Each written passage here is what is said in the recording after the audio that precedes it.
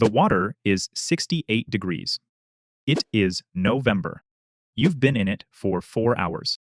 The instructor walks the shoreline, doesn't hurry, doesn't raise his voice. He says, link arms with the man next to you. You don't know his name yet. You link arms anyway. Bud starts with 230 people. You know, the attrition rate. You've memorized it. You've done the math on yourself and decided the math doesn't apply to you. Hell Week is day 4, 5.5 days, 4 hours of sleep total, not combined, total. They don't try to break your body. Your body is fine. Everyone here has a fine body. They're looking for the thing underneath the body. The bell is 3 feet away at all times. Ring it and you get hot coffee. Dry clothes, it is over.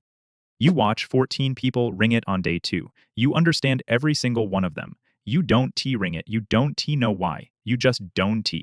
Graduation day, 19 people left. You are one of them. Someone pins the trident on your chest. The pin breaks skin. Tradition, you don't flinch. You are 21 years old. You have a trident. You have a team. You have no idea what any of this costs yet. First deployment, Afghanistan, location undisclosed. Direct action raid, 14 minutes. You trained this exact scenario 200 times. It still doesn't feel like training. You come home, your girlfriend asks how it was. You say fine. She says that is it. You say yeah, that is it. You don't know how to explain that. Fine is the only word that exists for what happened. Second deployment. Third, the work becomes routine. That is the most disturbing thing about it. Your hand stops shaking on the breech. You stop feeling the adrenaline on insert. You are very good at this now. Good. The way a machine is good, consistent, reliable, repeatable. Your mom sends a care package. Beef, jerky, instant coffee. A card that says we're proud of you. You read the card once. You eat the jerky. You go back to work. You are 26. Fifth deployment. You lose Marcus. 28 years old. Faster than you. Funnier than anyone. IED route clearance. Wrong place. Wrong second. The memorial is on base, folded flag. Someone plays taps. You hold it together through the whole thing. You drive back to the barracks. You sit in your car for 45 minutes. You don't cry. You don't know what you do. You just sit there until the thing inside your chest stops pressing so hard. Then you go inside. You don't tell anyone what the 45 minutes was. Nobody asks. Oh, 500 next morning. You run 8 miles instead of 6. Your team sees you on the track. Nobody says anything. Nobody needs to. You are 37th deployment. Your left knee clicks on mile 2. Not sharp, just a click, then persistent. Then every run, the doc says manageable. You say, okay, you don't report the full picture. You're not ready to stop. You have a wife now. Her name is Sarah. She knew what she was marrying. She said that once early on, like a declaration. She was right. She was also 24 when she said it. She is 31 now and she is still right, but it costs more than it used to. You come home between deployments. She is made dinner. She asks how you're sleeping. You say fine. She doesn't ask follow-up questions anymore, not because she doesn't care. Because she has learned that follow-up questions lead to a door you won't open. She has stopped standing at the door. You check the locks before bed, front door, back door, garage, ground floor windows quietly, so she doesn't see she is seen. She has never said anything. The MRI shows what you already knew. 2 torn menisci. Partial ACL bone spurs in the right shoulder from years of fast roping. The doctor lists it like a parts inventory. You are removed from the deployment rotation, medical administrative. You are still a SEAL. You are just not going anywhere. You watch your team load up for a mission you planned, a mission you should be leading. You watch from the operations center. The feed goes grainy on insert. You stare at the screen.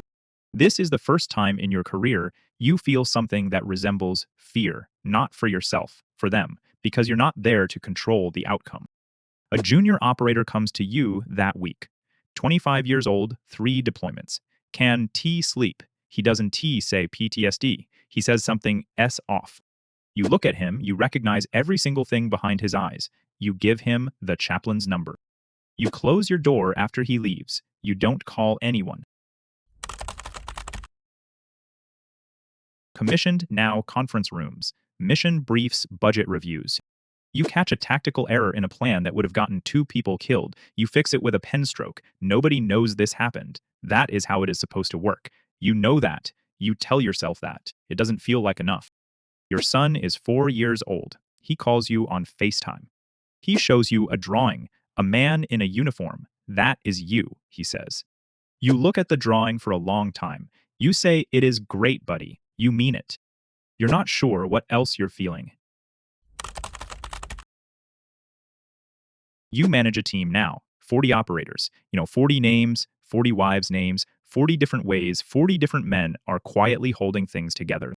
You lose two more different deployments, different years, same folded flag, same taps, same drive back. The 45 minutes in the car is now an hour and a half.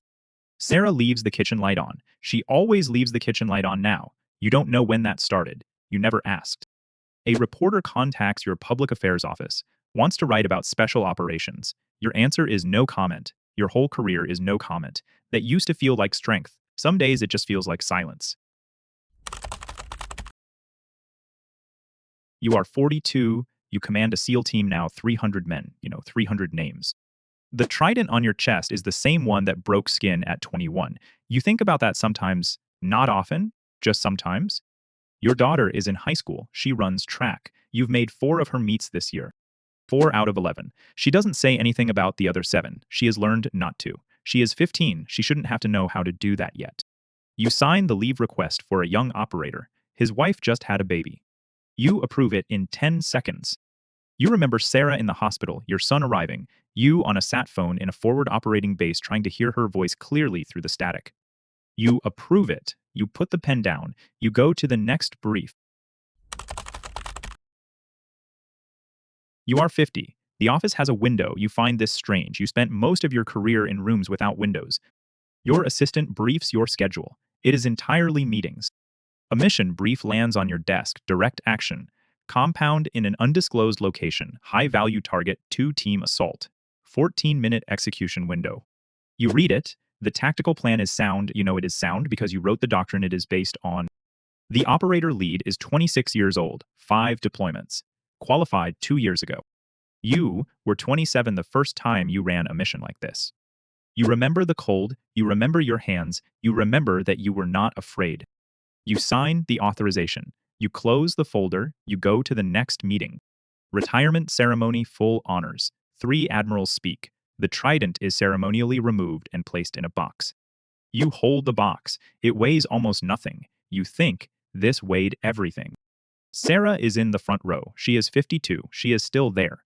You don't fully understand why. It is the most significant fact of your life. Your son is in the second row, 24 years old, a teacher, not military. You feel something about this you can name. It might be relief. It might be loss. Probably both. Someone asks you to speak. You say, "I served with the best people I've ever known. Most of them you'll never hear about. That is how it should be." You sit down. You meant every word. It was incomplete. You let it be incomplete. Right now, somewhere in America, a 19-year-old is doing his final pull-up in a recruiter's office. He has wanted this since he was 11. He knows the Bud's attrition rate. He has done the math. He has decided the math doesn't apply to him. He is right. He won't ring the bell. He doesn't know yet about Marcus. He doesn't know about the knee that clicks on mile 2 in year 9. He doesn't know about 45 minutes in a car in a driveway going nowhere. He doesn't know about 4 meets out of 11. He doesn't know that the question, "Was it worth it?" arrives quietly, not like an explosion, but like a tide. Not at the worst moments, at the still ones in boxes that weigh almost nothing. He ships out in 6 weeks. He will be very good at this. The water is still 68 degrees. The machine just needs someone to stay in it. The cycle continues.